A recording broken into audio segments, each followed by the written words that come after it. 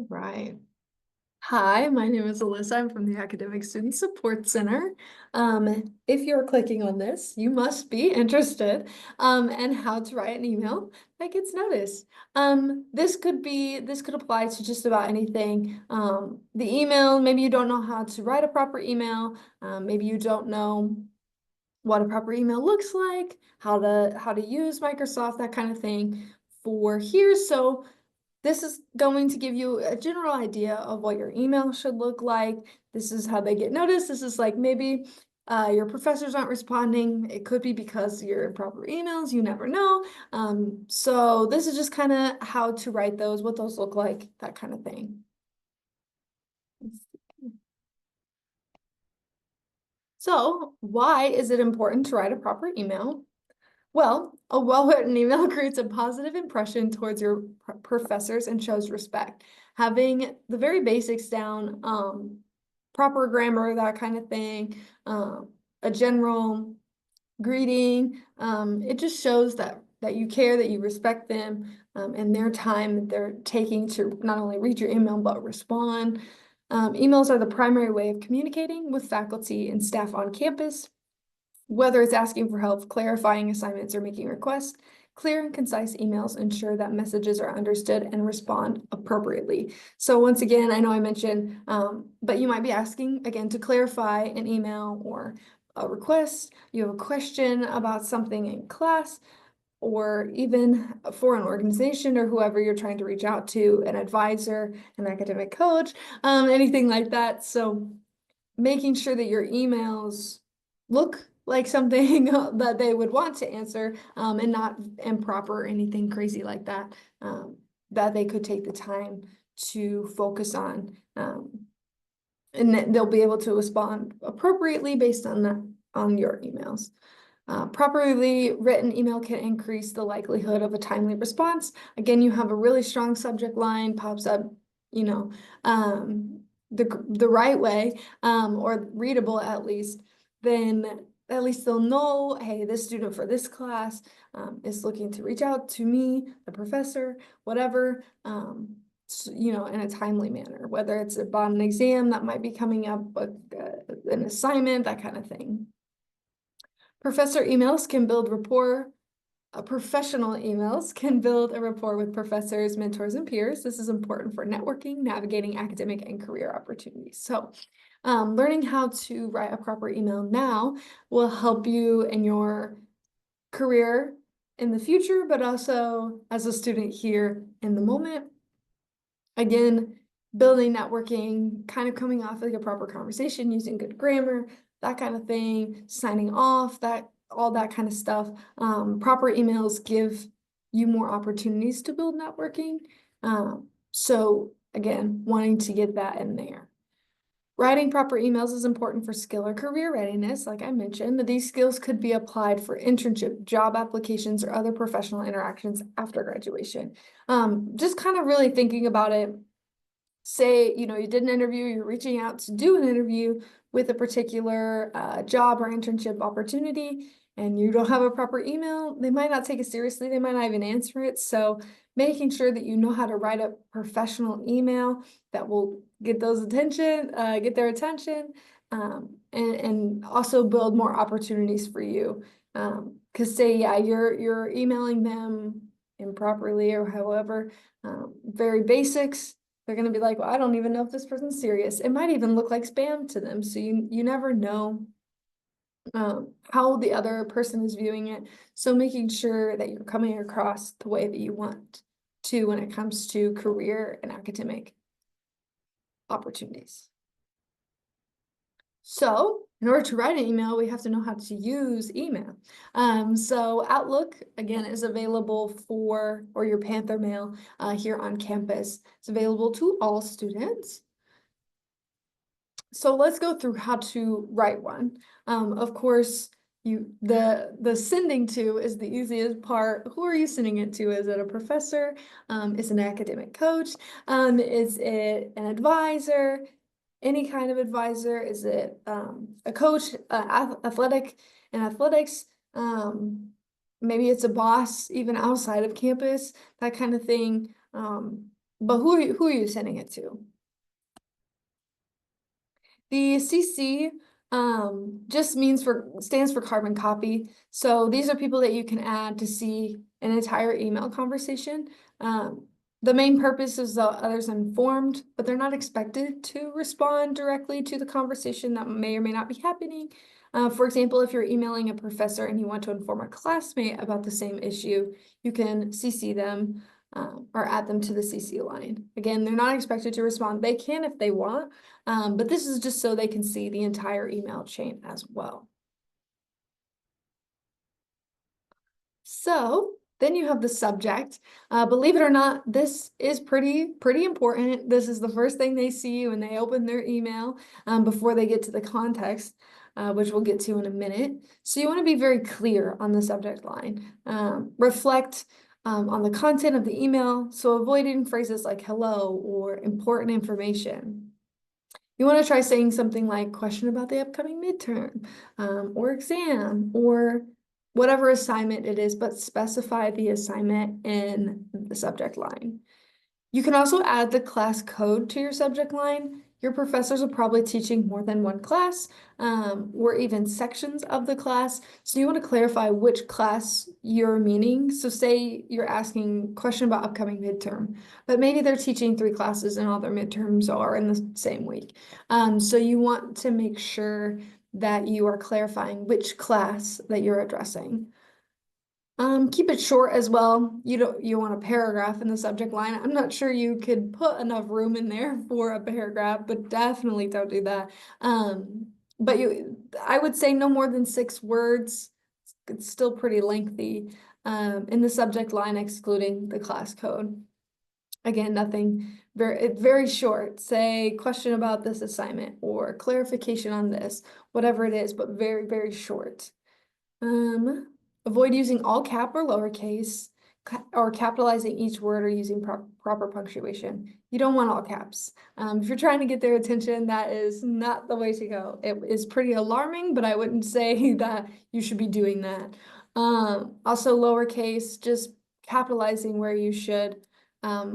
Be putting things again, capitalizing each word, kind of like a title for a paper or something like that. Or journal article, those kind of things, you kind of notice that every word is capitalized. So making sure you're paying attention to those and also using proper punctuation, if any. And then don't use overly general subject lines like update or question. What kind of update? For what? A question about whom? Like, be a little bit more specific, but not too lengthy on it. These don't provide enough information for the person you're sending things to. I'll give a simple example. You don't want anything too crazy in the subject line. I've had students send me links in the subject line. Don't do that. I can't click on the link from the subject line. I've had very improper ones where it's using LMAO or SUP, SUP, whatever. Don't do that, especially to professionals. Make sure that when you're writing to an advisor, supervisor, instructor, whatever that looks like, that it is proper. Now, if you're emailing like your best friend, I mean, I can't tell you, I can't tell you not to do it. It would be pretty funny, but not a professional, not for a professional class, not for work even, nothing along those lines. So another really important part is the context. Maybe. Now that we know who we are sending the email to and have a good subject line, we need to create the email, right? So first you'll need a greeting. If you're writing to a professor or staff member, you can put dear, title, and then last name. So for example, I have Dear Dr. Larson, because they have, because they go, it will say on the syllabus, but they will go by doctor or miss or Mrs., that kind of thing. Make sure you pay attention to that. Use the syllabus if you don't know, that kind of thing. If it is a mentor or a fellow classmate, you can start with dear first name instead of saying dear, you could also use hello. So just saying, hello, Alyssa, or hello, professor's first name, not professor, but a classmate or so. But professors, you should probably keep a good doctor, Miss Ma'am, Mr., that kind of thing. It's just a little bit more proper in the terminology there. So get to the point quickly and politely. Avoid using unnecessary details that can distract from the message. You know, I need help on this assignment. This particular question I don't understand. Or you went over this in class, but I don't understand this subject, whatever it is. Make sure that you're very quick though, but also being very nice about it. Don't be demanding about it. Give me answers. Don't say any of that, but be very polite about it, but quick. You don't want any of that extra stuff going on. It is critical to use proper grammar. Not only does it show respect, but it also reflects that your professionalism. Avoid slang, abbreviations, overly casual language. Kind of like I mentioned with the subject lines, the LOLs, the SUPs, whatever. Not putting any of that in there, abbreviations, that kind of thing. No LOLs, no emojis, anything like that. Keeping all of that out, staying professional, using proper grammar, where make sure that you're putting in commas, that kind of thing. You also, me personally, I use Grammarly, and I have Grammarly check my emails to make sure everything is put in place where it needs to be. But just checking it, maybe even having somebody else read the email with proper grammar, that kind of thing. I believe Microsoft also has grammar, spelling checks and things. So using that to make sure that it's coming across correctly. Be specific about what you need. If you're requesting something like an extension or a meeting, state it explicitly and give enough context. Again, getting to the point, but also not being vague about it. You know, what assignment, what class, who are you? Is it a group project? Name all the members in the group. Maybe you have a question on a time limit, that kind of thing for a project. Just make sure you're naming the project and the class and all that kind of stuff. Be as specific as you can without adding too much.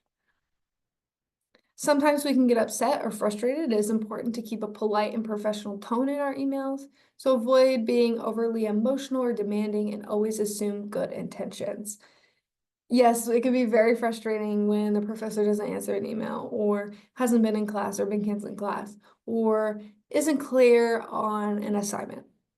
It can be frustrating, I'm sure, but emails need to be as polite and professional as possible. Once the email is sent, you can scream, you know what I mean? You could be angry and rant about it on the other side of the computer, but keeping a polite and professional tone gives you a better chance at your professor responding. If they seem that feel like that you're coming off rude or demeaning, upset, frustrated, whatever, might not answer. They might just be more frustrated with you in the response. They might not be as nice to give you those extensions.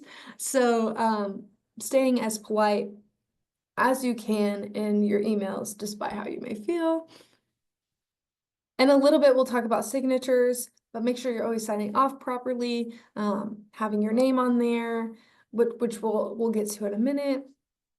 And then proofread your email, like I mentioned earlier, having somebody else read it, having some kind of grammar check to help you if you're unsure. Make sure you're checking for tone and clarity, that kind of thing. But proofreading your email, making sure it is what you want it to be. To the next one. So format. When you get to your email, you'll notice this bar at the top. And it kind of just, it's similar to Word or PowerPoint where you have all these different options that you can move text around and do whatever.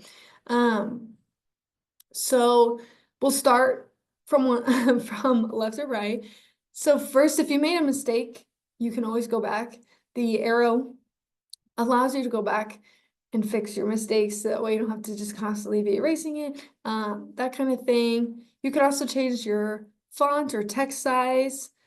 You do want to make sure that it is easy to read for everybody on every platform. Say that whoever is opening your email isn't on their computer. You want to also make sure it's easy to read on their phone, no super small text, no super big text. I would say similar to a paper, Times New Roman 12 is a good option, but kind of messing with those, what you might think feels the right, but making sure it still looks professional and can be read on every platform. You can also bold, italicize, underline, strike through, highlight, and change font color, just like any other document that you have, if you need to. I would say only do this unless it's absolutely necessary, depending on the situation. But yes, you do have these options as well. You can also reset your formatting and adjust the line spacing, just like in every document. So when you click the three dots, there's other formatting options that can be applied. If you need to attach a document, you can click the paperclip icon and add those documents to your email. Don't copy the document and paste it into email. Don't literally type a document into email. It just won't come up. The formatting won't look right. So similar to the way you download things into D2L, where you click and add a file from your computer, this is the same thing that you could do on your email, but clicking the paperclip icon and then selecting from the downloads in your computer. That way it's easily accessible to whoever you're sending it to. And then, again, we're going to cover signatures in a second, but the last icon there is your signature button. So that is where you will add signatures, and then once you have a signature saved, you can click on that and click on whatever signature you want if you save multiple, and it will automatically add it to your email, so you don't have to type your signature every single time. So, of course, the signature. So when you click on that icon, you will see this page pop up. Well, you'll click on signatures or to create a signature, and then this will pop up. First, you want to make sure that you title the signature. It really depends on if you have multiple or not. Me personally, as an academic coach, my signature looks different than the ones I sent to my professors. My academic coach one tells you where my office is and where I'm located, but I don't need that sent to my professors. So two different ones there, but it's totally up to you if you have multiple or not. Then once you have a title, again, this person just put Jane Doe, their name. That's what I did personally. It's just easier that way. You can type into the box below on what you want that signature to look like. So you'll see here, they put best regards, so making sure you have some kind of sign off, whether that's a thank you, best regards, whatever that looks like for you. And then you'll put a comma and then enter your name, enter, and then whatever you want after that. Jane here put their pronouns. I also have my pronouns. You could kind of, whatever you think is very important to you, you could add to your signature if you would like. And then they also put Eastern Illinois University. Really depends. Again, that's another thing I have, but you don't have to have the university, especially if you're only sending to people at Eastern. But whenever you're applying for jobs and things like that, if you want to clarify, you definitely can. Or even reaching out to people for internships or interviewing outside of campus, something you can have. So I did provide some examples. So first we have this one. You can kind of just read through it and then think to yourself, okay, what looks good about this? So for this email specifically, the writer is direct in their subject line. So it says application for business analyst internship. You know what they're going to talk about. You know they're going to talk about their internship or the application for the internship. Very simple, not a whole lot of words, that kind of thing. They're also getting straight to the point in email. Okay, here's the online advertisement. Open internship, I'm pursuing, that kind of thing. I've attached my resume. Kind of just being like, here is everything that I have for this application, whatever. But they're very straight to the point with this one. And they also provide a proper formatting with the greeting and sign off. So for them, they have thanks and regards, Sam Smith, and they also have their contact information. Again, this is something you could put if you wanted to, if that's something you're interested in putting. I put my email, even though it's coming from the email, in case it gets lost, that kind of thing. But if you want to have some kind of contact info, you can. So then we have this one. And for this one, they added which class and what assignment they are addressing in the email.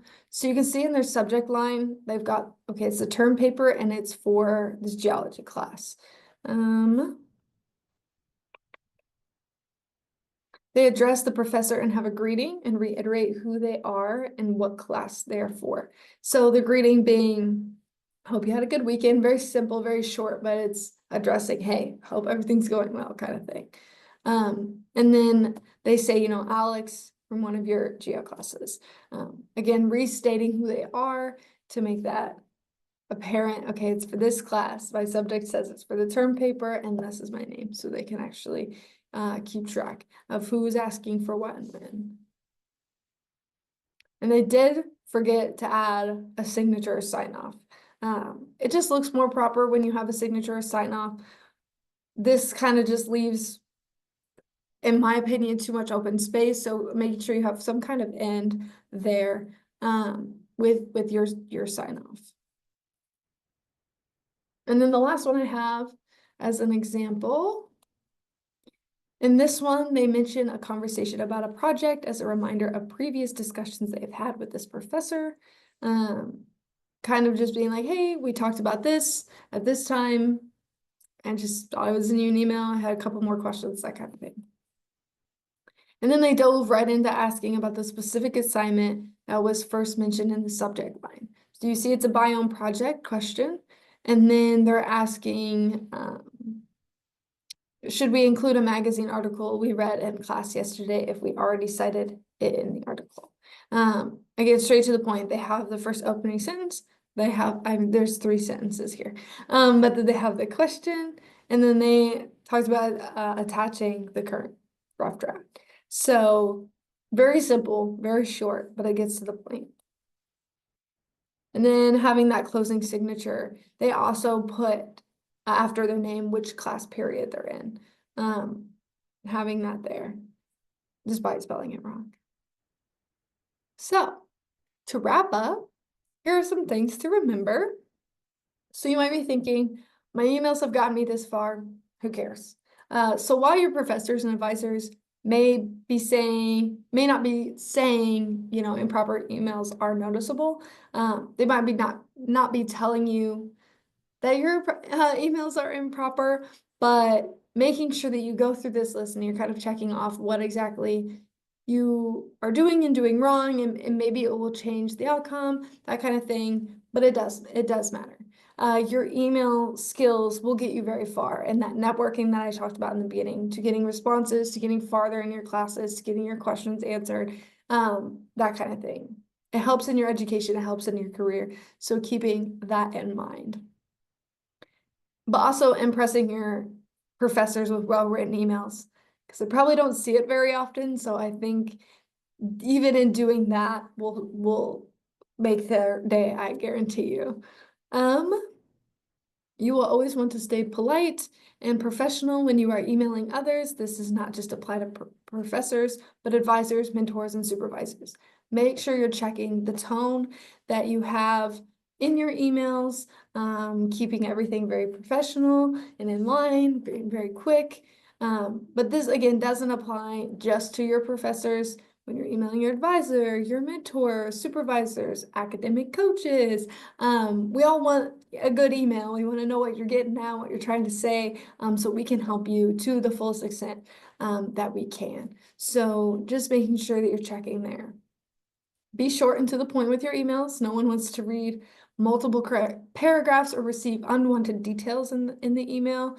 Nothing that has anything to do with other projects. If you're asking for a specific project, or at least dividing the email if you are asking for different projects. Not adding anything too crazy in there that might just be irrelevant to the situation. But make sure you're getting the point across clearly and effectively. Make sure you have a signature. a strong yet short subject line, and a clear purpose. These are important parts to a proper email. Think about it. You can make a sandwich. You can't make a sandwich without the meat and cheese. So yeah, you could have a really good, strong subject line and maybe even a signature. But if you've got a paragraph and it's not very clear at all of what you're asking, like I mean, it just needs to be very short and simple of what you're asking. You can't expect your subject line to carry it all the way through. Or even if you don't have a subject line, but you have a really good content, basically. It's the first thing that they click on when they see your email is that subject line. So that is just as important as the content that you're putting in the email. And then of course the signature, clarifying who it's coming from, having that end to the email. So this should be in the description down below. If you wanted the tips that I covered today on its own document for you to review, or you could take notes, go back, take notes over this video to help you remember things. But if there isn't any questions, if you do have questions, you can always shoot us an email. We could definitely help you out, that kind of thing.